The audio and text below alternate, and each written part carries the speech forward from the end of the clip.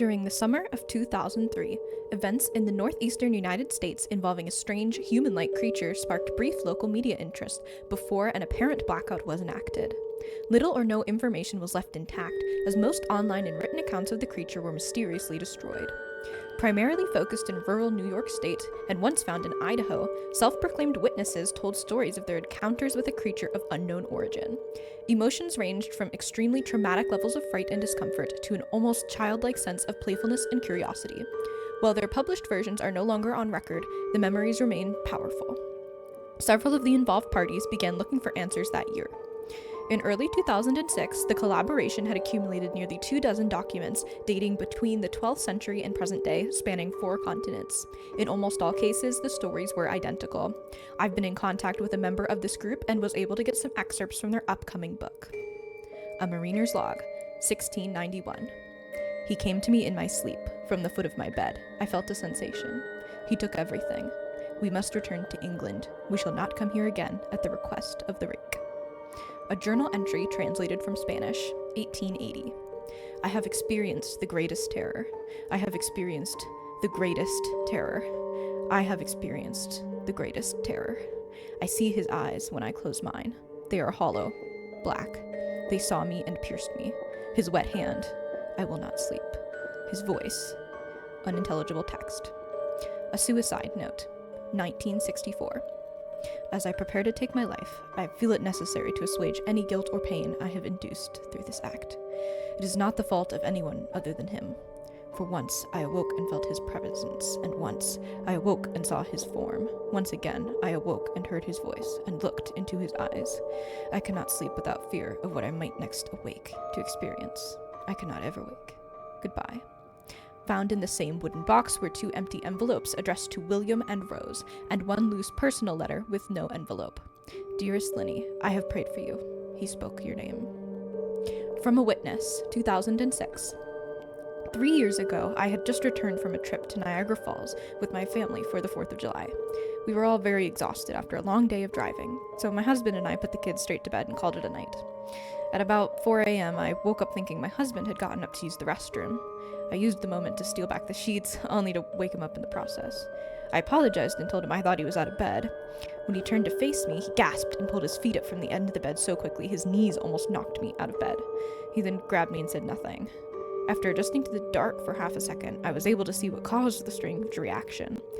At the foot of the bed, sitting and facing away from us, was what appeared to be a naked man or a large hairless dog of some sort.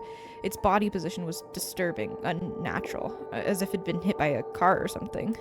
For some reason, I was not instantly frightened by it, but more concerned as to its condition. At this point, I was somewhat under the assumption that we were supposed to help him. My husband was peering over his arm and knee, tucked into a fetal position, occasionally glancing at me before returning to the creature. In a flurry of motion, it scrambled around the side of the bed and then crawled quickly in a flailing sort of way right along the covers until it was less than a foot from my husband's face. It was completely silent for about 30 seconds, probably closer to 5, but it seemed like a while, just looking at my husband. It then placed its hand on his knee, ran into the hallway leading to the kids' room. I screamed and ran for the light switch, planning to stop this thing before it hurt my children, but when I got to the hallway, the light from the bedroom was enough. I could see it crouching, hunched over about 20 feet away. It turned around, looked directly at me, covered in blood. I flipped the switch on the wall and saw my daughter, Clara. The creature ran down the stairs as my husband and I rushed to help our daughter. She was very badly injured and spoke only once more in her short life. She said, "He is the Rake." My husband drove his car into a lake that night while rushing our daughter to the hospital. They didn't survive. Being a small town, news got around pretty quickly. The police were helpful at first, and the local newspaper took a lot of interest, but the story was never published. The local television news never followed up either. For several months, my son Justin and I stayed in a hotel near my parents' house after we decided to return home. I began looking for answers myself. I eventually located a man in the next town over who had a similar story. We got in contact, talked about our experiences.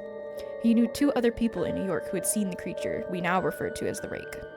It took the 4 of us 2 solid years of hunting on the internet and writing letters to come up with a small collection of what we believed to be accounts of the Rake. None of them gave any details, history, follow-up. One journal had an entry involving the creature in its first 3 pages, but then never mentioned it again. A ship's log explained nothing of the encounter, but said that they were told to leave by the Rake. That was the last entry in the log. There were, however, many instances where the creature's visit was one of a series of visits with the same person. Multiple people also mentioned being spoke to, my daughter included.